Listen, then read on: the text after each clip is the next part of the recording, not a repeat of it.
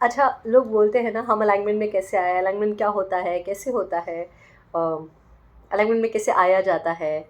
सिर्फ मेडिटेट करते समय ही आप अलाइनमेंट में आते हैं या फिर हर टाइम अलाइन रहते हैं। अच्छा, तो मैं मेरी एक स्टोरी से बताती हूँ, जो भी जिसमें मैं मम्मा कर रही हूँ। तो मेरे बेस्ट फ्रेंड की शादी में गई थी, वेस्ट बंगाल। ठीक है, उसका जो डिस्ट्रिक्ट है वो हावड़ा है। तो मैं वहाँ पे गई थी। तो वहाँ पे ना एक जगह है तारकेश्वर। तो वहाँ पे एक मंदिर भी है, तारकेश्वर महाराज। हमारी नानी उनको महाराज कहती थी, तारकेश्वर महाराज, पर तारकेश्वर बाबा कह सकते हैं आप, क्योंकि वो भोलेनाथ का ही मंदिर है। सो मैंने नानी बहुत बचपन में मैंने सुना था, नानी बोलती तारकेश्वर बाबा है, तारकेश्वर बाबा है। बट वो एक सबकॉन्शियस माइंड की एक फीलिंग थी कि हाँ, एक कोई तो मंदिर है। तो जब मैं उस स्टेशन पर उतरी, तारकेश्वर स्टेशन पे, तो अचानक से मुझे याद आया कि अरे यहाँ पे तो कोई मंदिर भी है तारकेश्वर बाबा का। तो मेरा फ्रेंड मुझे लेने आया था। तो उसने बोला नहीं, ऐसा नहीं होगा। मैंने बोला नहीं यार, है, उन्हीं के नाम पे ये स्टेशन का नाम पड़ा है। क्योंकि वो नाम सेम था तो मैंने वो रिलेट कर लिया। पर और मंदिर बिल्कुल स्टेशन से मुश्किल से 300 मीटर है। ठीक है, तो उस दिन हम नहीं जा पाए, मतलब दिमाग में नहीं आया जाने का। बस मैंने उससे बात किया, जिक्र किया, और हम वहाँ से चले गए। घर जाके पूछो तो सब बोले अरे तुम स्टेशन के इतने पास में थे फिर भी मंदिर घूम के नहीं आए। तो मैंने नहीं पता, नहीं कहा था, हमें नहीं पता। उसके बाद फिर जब उसकी शादी हो गई 3 दिन बाद, जब हम वहाँ से निकले, तो निकलते निकलते हमारा प्लान बना कि नहीं, हम पहले जाएंगे तारकेश्वर, वहाँ पे स्टेशन जाएंगे। उससे पहले भी एक स्टेशन था जो नज़दीक था उसके घर से, बट हमने वो नहीं पकड़ा। हम बोले नहीं, हम तारकेश्वर स्टेशन जाएंगे और वहाँ से फिर हम पहले मंदिर दर्शन करेंगे। सो टहलते टहलते टहलते टहलते हम मंदिर पहुँच गए। और मंदिर पहुँचने के पहले जब मैं ट्रेन में थी ना, तब सॉरी, जब मैं गाड़ी में थी, जा रही थी, ऐसे जो टुक टुक आता है उससे हम जा रहे थे। तो मैं मन में बोल रही थी, बाबा देखो, इतनी दूर आई हूँ तो बेवजह तो नहीं आई होंगी, और बचपन से आपका नाम सुना है नानी के मुंह से, तो कुछ तो होगा ना, कुछ एनर्जी तो है वहाँ पे। और मेरी ट्रेन है बाबा बहुत जल्दी, मतलब मेरे पास इतनी भीड़ मत देना मुझे वहाँ पे, प्लीज़ अपना दर्शन बहुत आसानी से, बहुत आराम से करवा देना। बच्चा बहुत दूर से आया है आपके पास, प्लीज़ थोड़ा वक्त मेरे लिए भी निकाल लेना। तो मैं ऐसे मन में बोल रही थी, और मैं टुक टुक में बैठ के जा रही थी।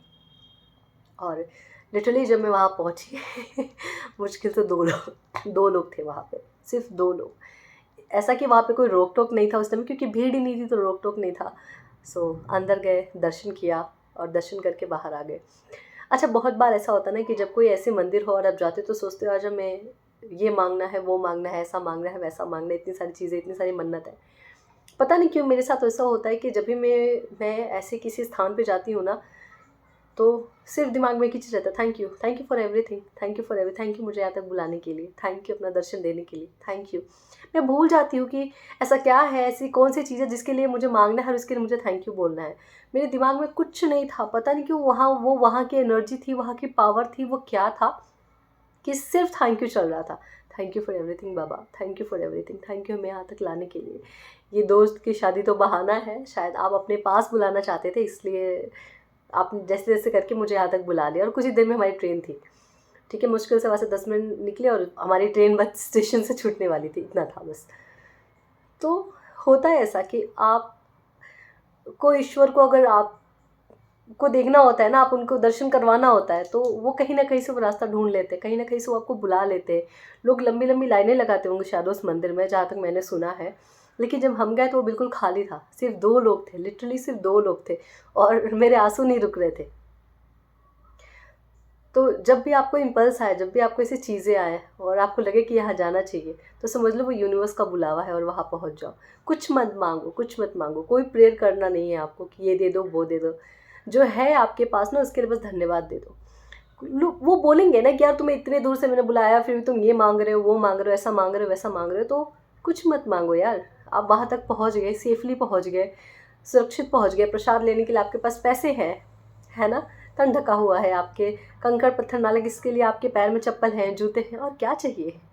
और सामने एक ऐसे इंसान है जिसके से पूरी दुनिया चल रही है, जिसके पास अबंडेंस का एक पूरा खजाना है। आपको क्या चाहिए, आप सिर्फ थैंक यू बोलो। उसको जब जहाँ जैसे देना होगा ना, परफेक्ट टाइमिंग होगी, वो दे देगा।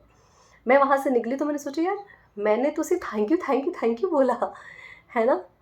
ऐसा होता है ना कि thank you for my coming home, thank you for my new car और जो भी है, मैंने कुछ नहीं बोला, लिटरली दिमाग में कुछ नहीं था, सिर्फ thank you for everything, thank you मुझे यहाँ बुलाने के लिए, thank you so much, thank you मुझे यहाँ बुलाने के लिए। और अभी भी मैं उसको फील कर पा रही हूँ।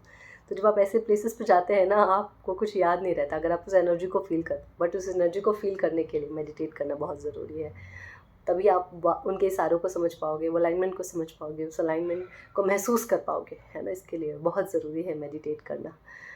उनके इशारों को समझने के लिए मेडिटेट करना बहुत ज़्यादा ज़रूरी है, क्योंकि यूनिवर्स आपसे बात कैसे करेगा, साइन के थ्रू करेगा, किसी इम्पल्स के थ्रू करेगा, किसी इंसान के मुख के थ्रू करेगा, कि कोई आगे आपको बोल रहा है, बट वो समझने के लिए आपके अंदर उतनी ऊर्जा रहनी चाहिए, है ना। प्रेयर मत करो, से थैंक यू ओनली। प्रेयर करने का यही तरीका है, से थैंक यू फॉर एवरीथिंग बाबा, जो भी दिया है आपने, जैसा दिया है बेस्ट है मेरे लिए, सांसें चल रही हैं, मैं अच्छी हूँ, शरीर में कोई रोग दुख नहीं है, जीवन में शांति है, शांति नहीं भी है तो भी वो मेरा ही क्रिएट किया हुआ है, क्योंकि मैं शांति नहीं क्रिएट करी, but thank you for everything. घर है, छत है, हस्बैंड है, बच्चा है मेरे सामने, मेरी फैमिली खुशहाल है, और क्या चाहिए, बाकी जो है वो देख लेंगे, कर लेंगे, मेहनत बना लेंगे, है ना। प्रेयर करने का यही तरीका है, just say thank you for everything. और देखो आपकी लाइफ में कितने कितने मिराकल्स होते हैं, ठीक है ना। मिराकल्स का भंडार हो जाएगा आपके जीवन में, कि आप गिनते फिरोगे, आप भूल जाओगे, अच्छा ये भी हुआ था, ये भी बताना था, ये भी बताना था, ये भी बताना था, इतना मिराकल होना शुरू हो जाएगा। ये सिर्फ एक कन्वर्सेशन है आप लोगों के साथ, जो मुझे लगा मुझे आप लोगों के साथ शेयर करना चाहिए, इसलिए मैंने बोला, ठीक है, ताकि इससे बहुत सारे लोग रिलेट कर पाए, जो मांगते फिरते हैं कि ये चाहिए वो चाहिए, वो चाहिए, मत मांगो कुछ, just say thank you for everything. देखो मिराकल, वो बैठा है, वो बेस्ट देने के लिए बैठा है। आप 20 रुपये मांग रहे हैं, वो आपको 20 लाख देने के लिए बैठा है। मत मांगो, उसको अपने हिसाब से देने दो, फिर देखो miracle. Thank you and Radhe Radhe.